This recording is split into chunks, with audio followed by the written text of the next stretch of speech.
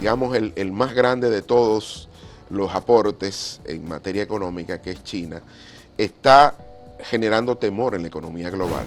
Cuando nadie creía por las medidas de restricción a la movilidad internacional, el gobierno hizo una apuesta por el sector turismo, para muchos arriesgado, pero hoy lo que explica el crecimiento económico de este año es ese sector. Con eso no estoy diciendo que no haya habido inflación este año, y quiero ser claro, ha habido inflación, porque es casi el doble de lo que históricamente se había dado con el esquema de metas de inflación del Banco Central.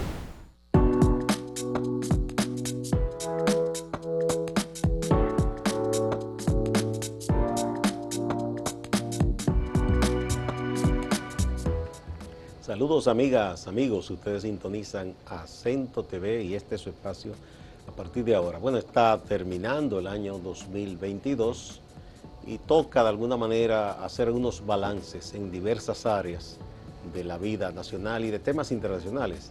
En el aspecto de la economía, el comportamiento de la economía, en un año que vino precedido de 2 años de una crisis por el cierre de la economía mundial.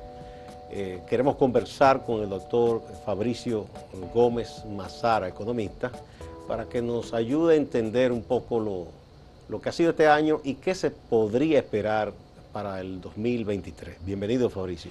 Gracias por la invitación, ya yo soy parte de esta casa. Así es, así es. Vamos a ver, primero en el escenario internacional, yo me he quedado con una inquietud, Fabricio, porque cuando se cerró la economía por la pandemia, hubo organismos internacionales y economistas y algunas agencias de esas que estudian el comportamiento de los mercados que decían, señores, esto será peor que el crack de 1929 y lo peor no se ha visto. ¿Ya pasó lo peor o todavía se puede esperar cosas peores? Mira, yo creo que si hay algo que la pandemia trajo fue que nos mostró la incapacidad que tenemos los profesionales de la economía y la finanza de proyectar a pesar de las crisis. Es decir, no hay ningún libro en economía que te enseñe a proyectar crisis o a proyectar luego del impacto de una crisis. Los economistas tuvimos que pasar a un segundo plano y esperar que los epidemiólogos nos marcaran la pauta respecto de las proyecciones económicas, porque en medio de la pandemia lo importante era la vida. Todo lo otro quedaba en un segundo plano. Y por eso, en la medida en que volvió la recuperación de la vida en términos de sociedad, pues en ese mismo sentido fue recuperándose la economía. Por eso ahora, cuando hablamos de qué es peor o qué es mejor, en un mundo donde esta geopolítica está cambiando, no solo el panorama político, sino del intercambio comercial global, pues hay que ser más cauto a la hora de hacer proyecciones. Quizá proyectar en plazos más cortos es más fácil e ir adaptando esas proyecciones en la medida en que se toman las grandes decisiones, sobre todo las potencias mundiales ahora que están un poco peleadas. Entonces, en ese sentido, uno puede tomar mejor proyección, sobre todo de cómo impactan esas Digamos decisiones. entonces que la palabra clave es cautela. Cautela, yo creo que es cautela y ir mirando los acontecimientos como se van desarrollando, porque una pequeña economía abierta al mundo como la dominicana, pues de alguna manera también recibe esos resultados sin proponérselo, como la mayoría de los países del mundo. Ahora mismo, lo más reciente con el conflicto entre Rusia y Ucrania es que el G7, digamos Estados Unidos y sus grandes aliados, han dicho que han puesto un tope al precio del petróleo de Rusia. Pero Rusia también ha respondido, no se ha quedado quieta y ha dicho, pues no les vendo petróleo. Yo creo que aquí hay una suerte de cosas que se ven y que no se ven en la economía. Rusia ayer cerró, a pesar de este tope al precio del barril de petróleo, cerró contratos por $79 el barril a sus socios asiáticos. O sea que no le van a hacer tanto daño como pensaban entonces. Y es que es difícil en invierno, la Unión Europea no está en capacidad de que su principal socio comercial, que son los Estados Unidos, le garantice la seguridad energética. Ya eso se cayó. Pero además le vendería a precios mucho más altos que lo que ellos les compran a los rusos. En el caso del gas natural, obviamente que sí. Y lógicamente cuando Rusia, digamos el petróleo de los Urales se produce por debajo o muy cercano a los $20 el costo de producción. todo lo que obtiene Rusia cuando vende a 79, a 75 dólares el barril, por cada barril vendido, valga la redundancia, es una rentabilidad importante. Rusia es una potencia mundial en energía y yo creo que eso hay que reconocerlo antes de hacer cualquier análisis. Y Europa generó una dependencia luego de la caída del muro de Berlín que es muy difícil deshacerla en el corto plazo, aunque se están tomando medidas en ese sentido. Entonces, bueno, no será el efecto tan fuerte para Rusia, pero en este lado del mundo sí puede afectar. Lo que ha pasado es que digamos, el más grande de todos los aportes en materia económica, que es China, está generando temor en la economía global.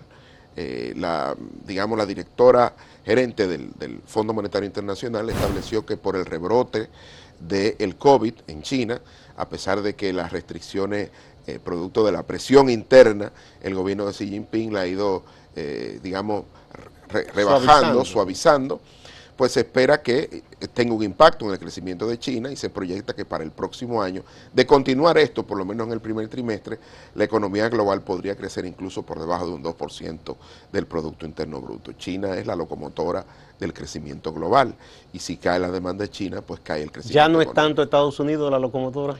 No, lo que pasa es que China es el gran demandante de materias primas en el mundo. Y el gran transformador de esas materias primas en productos finales y lógicamente influye como vaya la economía china en los precios de las principales materias primas. Bien, bueno, entonces vamos a nuestro continente. Aquí, ¿cómo tú ves las cosas en las Américas? Mira, yo creo que el continente latinoamericano hasta el momento se ha habido muy afectado porque no pudo sobrepasar el efecto de la pandemia, no pudo mejorar, con excepciones como el caso de República Dominicana, que vamos a tocar ese tema, no pudo reponerse totalmente del impacto de la pandemia, a pesar de haber tenido un año 2021 relativamente bueno en materia de crecimiento, ¿no? Porque variables sociales se han visto muy afectadas. A Latinoamérica le impacta mucho el tema de la inflación, y este vendaval inflacionario de origen externo ha afectado los factores sociales a tal punto que instituciones como la CEPAL han dicho que ha significado un retroceso de 10 años en materia de política social. La inflación. La inflación, el efecto combinado, pandemia y después el tema inflacionario, luego de la invasión rusa a Ucrania, ha tenido un efecto devastador en materia de los indicadores sociales. En el caso de Argentina, donde estuve recientemente por temas académicos y familiares, el efecto que está teniendo una inflación que se proyecta que terminaría en torno de un 100%, es que la pobreza en ese país terminaría por encima de un 38%. Estamos hablando de una potencia agroexportadora, que los precios de las materias primas cuando aumentan les conviene, vía mayores exportaciones. Sin embargo, una inflación que ha drenado el poder de compra de la familia, lógicamente que ha conducido a una mayor pobreza en Argentina, repito, una de las potencias económicas de la región. Y en otros países como Chile, con una tradición de estabilidad monetaria, pues también la inflación y la devaluación le han afectado y los indicadores sociales también se han visto diezmados. ¿Y el caso de México, cómo tú lo ves? Yo creo que México tiene aquella famosa frase de Rius, hay que leerla también de manera opuesta, que decía, pobre Estados Unidos, tan lejos de Dios y tan cerca de los Estados Unidos. Estar cerca de los Estados Unidos en materia de intercambio comercial ha resultado una ventaja para México también. Ha podido manejarse en términos de su moneda, que con la apreciación del dólar ha favorecido las exportaciones desde México hacia Estados Unidos.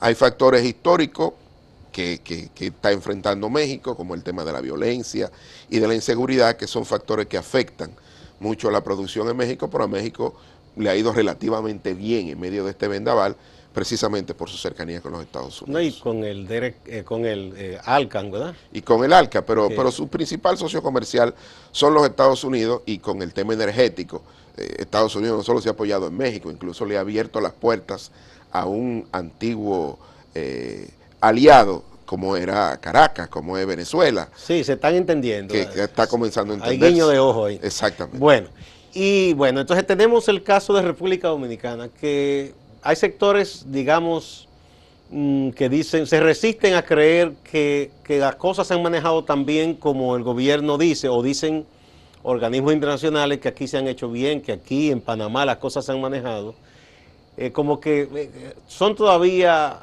incrédulos. ¿Qué tanto de cierto es que aquí se manejó bien lo de la pandemia y bien lo de la recuperación económica? Mira, este año es un buen año para República Dominicana. 2022. 2022, porque va a cerrar con un crecimiento de aproximadamente 5.2% del Producto Interno Bruto, ligeramente por encima de su producto potencial y con una inflación menor a un 8%. Cuando uno compara estos resultados con la región, son resultados halagüeños. Más allá de que uno tenga alguna protesta o esté en contra de alguna medida específica o puntual. Yo creo que estos son resultados que son producto de la planificación en materia económica, de tres temas o tres apuestas que se hicieron desde la llegada al poder de esta nueva administración. La primera de ellas es el mantenimiento de la política monetaria. Haber dejado al gobernador Héctor Valdés Albizu y a su equipo fue un primer gran paso en medio de la incertidumbre. No, porque en medio de una crisis no se puede hacer un tipo de cambio. Pero además, las medidas que se tomaron en ese momento de incentivo en materia monetaria, donde se redujo la tasa de política monetaria a un 3% histórico y donde se pusieron 120.000 millones de pesos para refinanciar el aparato productivo nacional, fue una apuesta importante. Más adelante ese mismo Banco Central, cuando todo el mundo creía, incluso la FED, que el tema de la inflación era un tema pasajero, pues comenzó a tomar medidas y aumentar su tasa de política monetaria. Los ajustes monetarios que se frenaron a finales de noviembre ya tenían un año, porque se subió la tasa en 550 puntos, su tasa de política monetaria. La segunda apuesta que hizo el presidente en medio de la crisis fue el sector turismo. Cuando nadie creía por las medidas de restricción a la movilidad internacional, el gobierno hizo una apuesta por el sector turismo, para muchos arriesgado, pero hoy lo que explica el crecimiento económico de este año es ese sector. La tercera, y no menos importante, fue su alocución a finales del primer trimestre de este año, donde estableció el rango de precios para el tema del subsidio a los combustibles y el desmonte al ajuste tarifario del sector eléctrico, de la tarifa eléctrica. Bien, vamos a poner un puntito ahí, Fabricio, para ir a la primera pausa y continuamos con la explicación del por qué nos ha ido bien en medio de toda esta situación en el continente.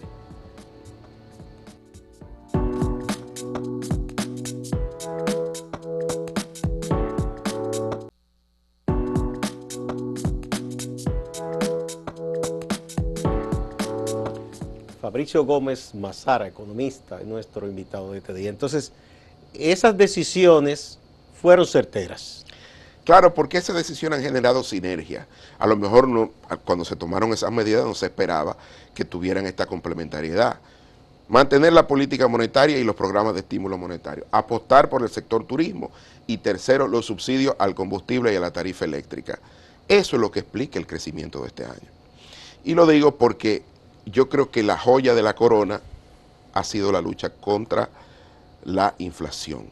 Cuando uno compara la inflación de República Dominicana y la estabilidad cambiaria respecto de lo que está pasando en la región, y te puedo hacer este comentario. Yo estuve en Buenos Aires.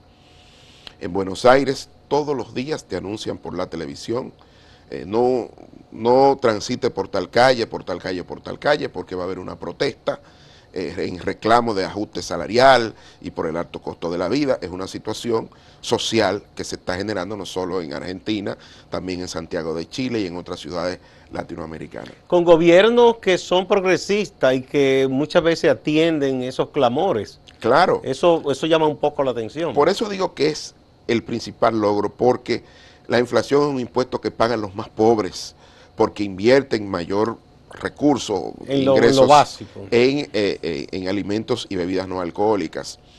Por otro lado, no hay manera de explicar el crecimiento de este año sin el subsidio.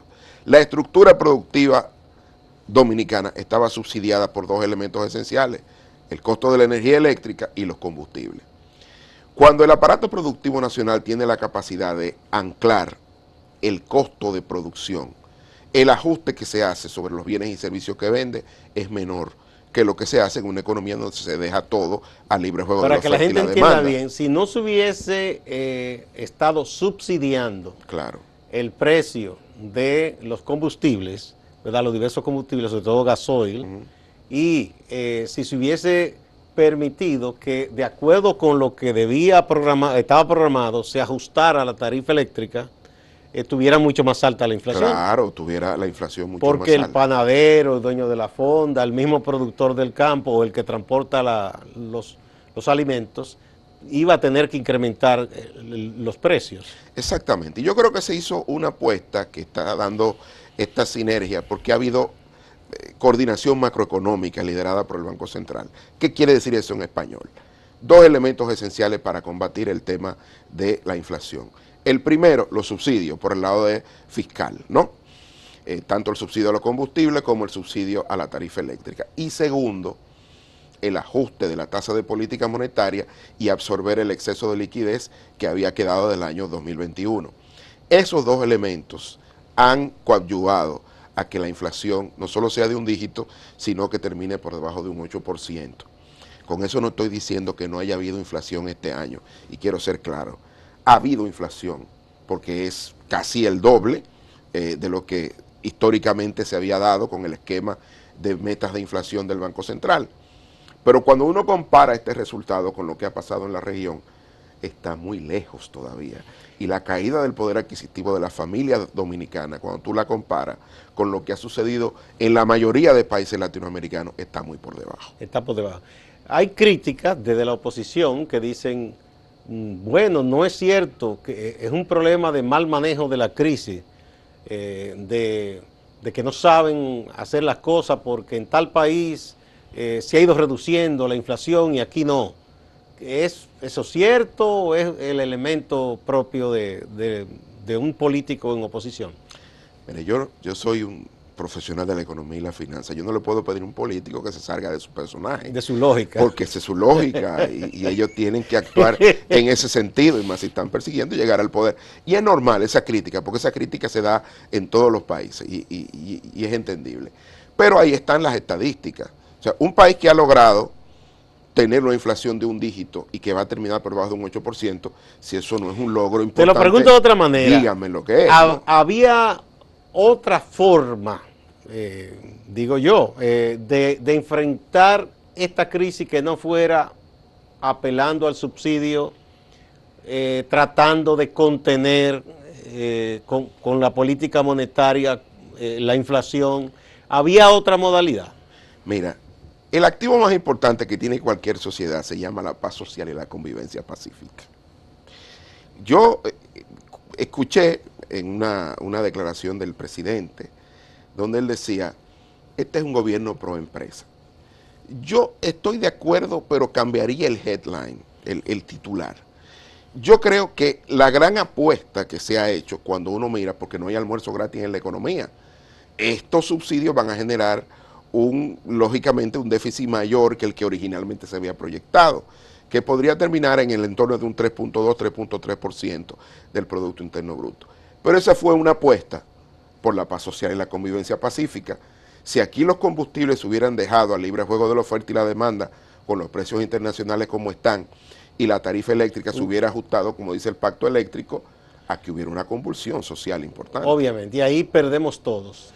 Entonces, yo pienso que ese titular o esa declaración del presidente es complementaria al hecho del esfuerzo fiscal que se ha realizado este año para mantener esa paz social y esa convivencia pacífica, porque este país ha crecido y ha creado empleo, pero la estructura productiva ha estado subsidiada.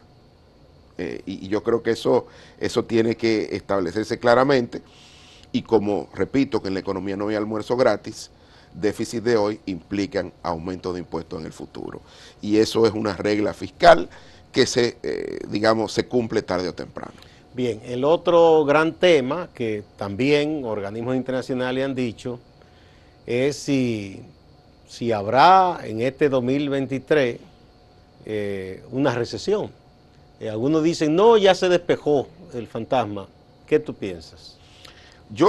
El tema de la recesión está muy ajustada al tema de los combustibles, al tema de la energía. A nivel A internacional nivel también. internacional. Tiene que ver mucho con el tema energético, porque la disputa que hay detrás es quién tiene la energía o quién ofrece y brinda la energía. Estados Unidos ha crecido de manera importante porque las restricciones a Rusia en materia de gas natural ha permitido que los barcos metaleros, como se llaman, lleguen a Europa y vendan muy por encima de lo que venden en el mercado interno. Y eso le ha dado una gran rentabilidad. Ahora, en este ordenamiento geopolítico va a quedar claro algo. Los cambios en materia energética no se producen en el corto plazo. Sacar a un actor importante como Rusia, como proveedor de la Unión Europea y el resto del mundo, va a ser muy difícil porque ya está teniendo, digamos, reticencia, no solo en Rusia, sino en la OPEP, que es el cártel que incluso los Estados Unidos lo acusaron de que apoyó a Rusia en esta decisión de ponerle topes al precio y de cumplir con las sanciones. Yo creo que esto va a terminar en un gran acuerdo político. Yo creo que ya están las mesas puestas. Eso despeja entonces el fantasma de la recesión de alguna manera. Yo creo que si no lo despeja, va a ser que comience incluso la Reserva Federal de Estados Unidos, que hoy es la mayor amenaza a la recesión, de acuerdo a los mercados, sobre todo en Estados Unidos, porque un ajuste más allá de 50 puntos pues aceleraría la caída del crecimiento de la economía global. Ya las campanas de la recesión están en las puertas de la Unión Europea, porque creo que se ha En la jugado, Unión Europea. sí, se ha jugado Pero en mal la Estados estrategia Unidos yo energética. veo que un comportamiento importante es que se siguen creando empleos. Claro, y ese es el segundo factor que toma la Reserva Federal para los aumentos de la tasa de política monetaria. El primero es la inflación y el segundo es la creación de empleo. Mientras la economía norteamericana siga creando empleo, la Reserva Federal de Estados Unidos tendrá la excusa para seguir aumentando su tasa de política monetaria. Bien, vamos a la pausa y volvemos.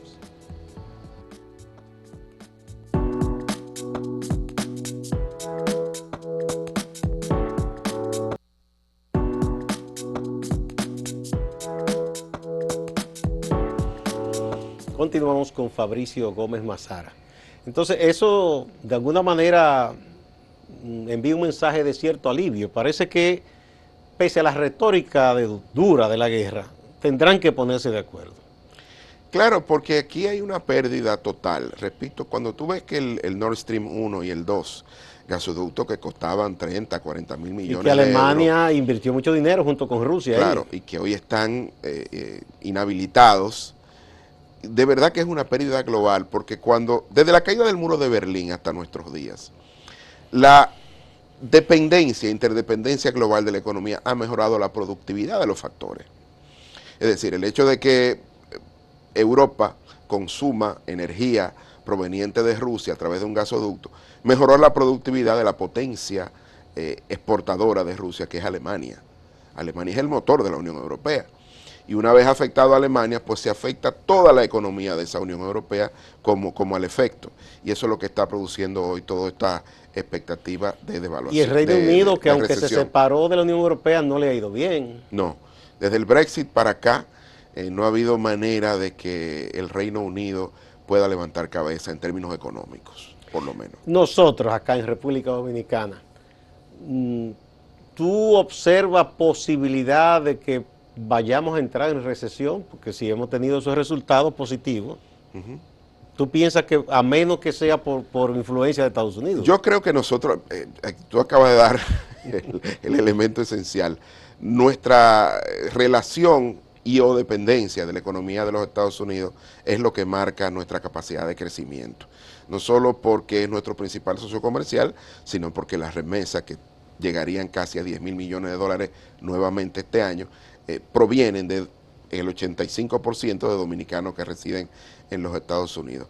Las proyecciones de crecimiento para el próximo año es entre 4.5 y 4.8%, ligeramente por debajo del producto potencial. Sin embargo, cuando uno lo mira en la región, son cifras importantes. Ahora bien, hay un tema que nosotros tenemos que comenzar a vislumbrar y que va a ser un tema de campaña. Es la necesidad de una reforma fiscal.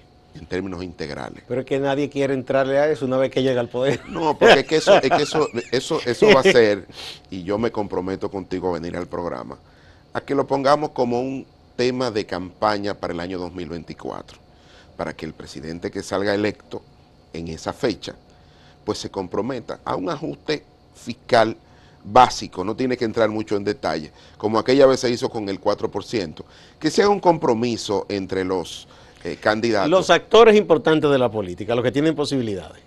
Claro, y porque al final, mira lo que está pasando. Nosotros tenemos un gasto de capital bajo, no solo en términos presupuestarios, sino en términos de ejecución. Y una de las cosas que ha afectado esa ejecución ha sido el aumento en los subsidios de este año. Es importante que aumentemos, a pesar de que hoy la presión tributaria ha crecido ligeramente y está en un 15% del Producto Interno Bruto, pero cada vez se necesitan más recursos para pagar la deuda y tenemos menos recursos para los proyectos de desarrollo, para el gasto social.